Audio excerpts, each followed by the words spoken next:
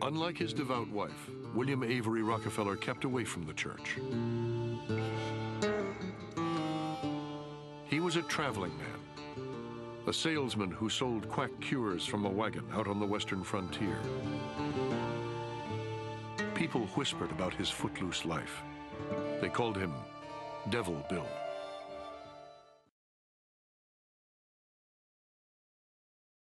Bill Rockefeller admitted to one of his neighbors, "I do business deals with my sons and I always try to cheat them, to make them sharp." Now, John D. did not always like those lessons in business, but he absorbed them. With Devil Bill, John D. discovered the excitement of taking a big risk, the allure of cold cash.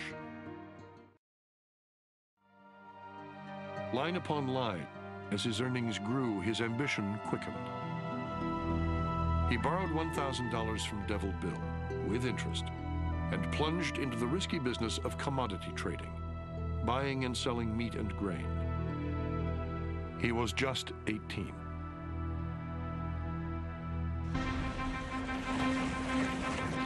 Only a year later, the something big he was looking for surfaced in the backwoods of Pennsylvania. Oil. News of the discovery unleashed pandemonium as thousands of speculators descended upon the region. Overnight, wildcatters stripped away whole forests and put up thousands of rickety derricks, hoping to strike black gold. As the oil gushed skyward, fantastic stories appeared of instant fortunes. Among the Cleveland businessmen lured to the region was John D. Rockefeller. He was no wildcatter. He saw that drilling for oil was a very risky business. Refining, not drilling, he decided, was where the steady money was to be made. Soon, a new rail line linked Cleveland with the oil region. Rockefeller built his refinery right beside it. It was one of the first in the city to produce kerosene, a new fuel for lamps that was cheap and clean. The poor man's light, as John D. called it, would bring a brilliant glow into American homes. The soaring demand for it, he was convinced, would make him rich. Obsessed with the business of oil, he mastered every detail, developed new products to sell. By age 25, his refinery was one of the largest in the world.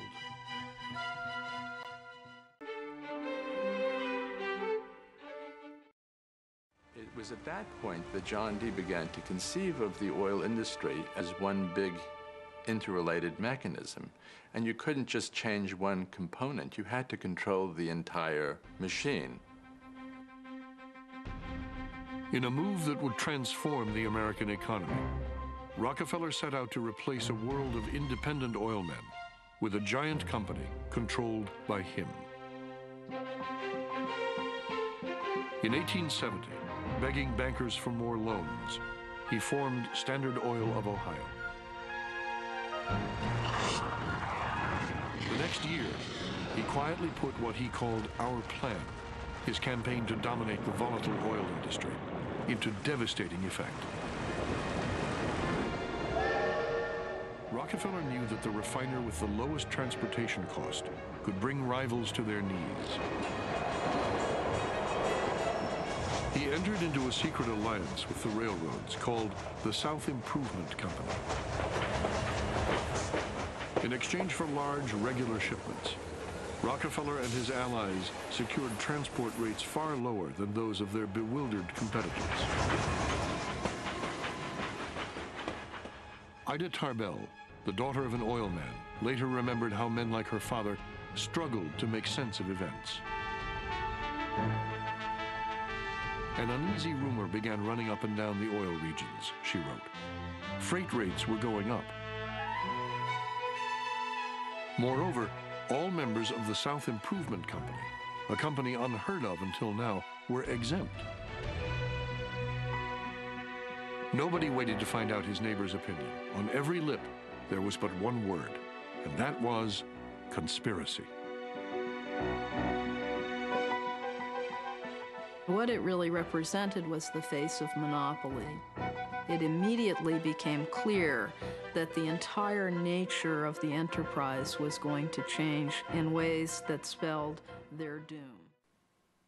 The image that was always used was that of the anaconda, the squeezing python-like grips of this economic snake that was just taking individual entrepreneurs and just putting them out of business and reducing them to kind of economic strait where they had no alternative but to sell out to the principals in this conspiracy.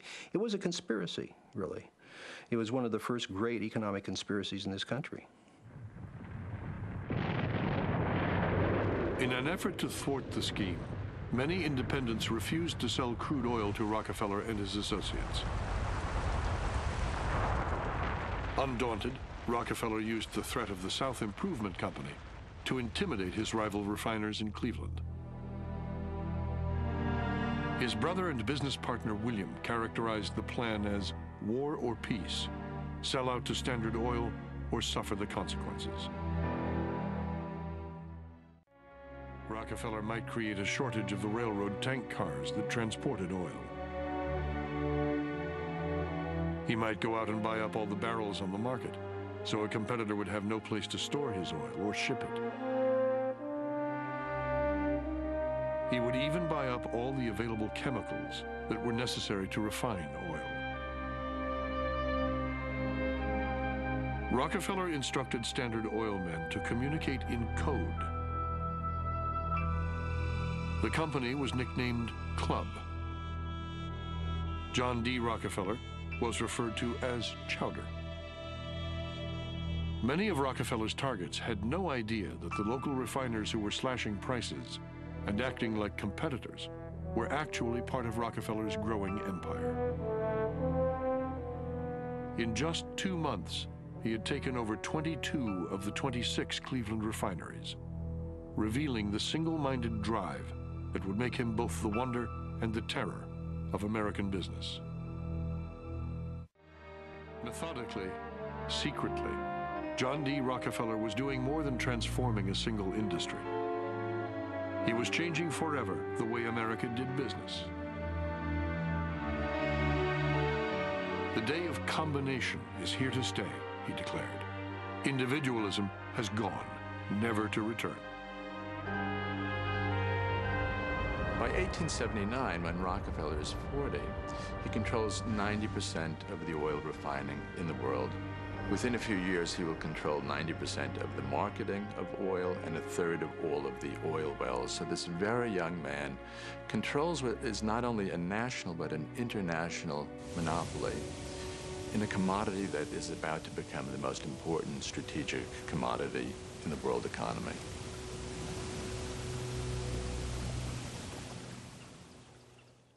It is important to note, Nazi Germany's war effort was largely supported by 2 organizations, one of which was called IG Farben. IG Farben produced 84% of Germany's explosives, and even the Zyklon B used in the concentration camps to kill millions. One of the unspoken partners of IG Farben was J.D. Rockefeller's Standard Oil Company in America. In fact, the German Air Force could not operate without a special additive patented by Rockefeller's Standard Oil. The drastic bombing of London by Nazi Germany, for example, was made possible by a $20 million sale of fuel to IG Farben by the Rockefeller Standard Oil Company. This is just one small point on the topic of how American business funded both sides of World War II.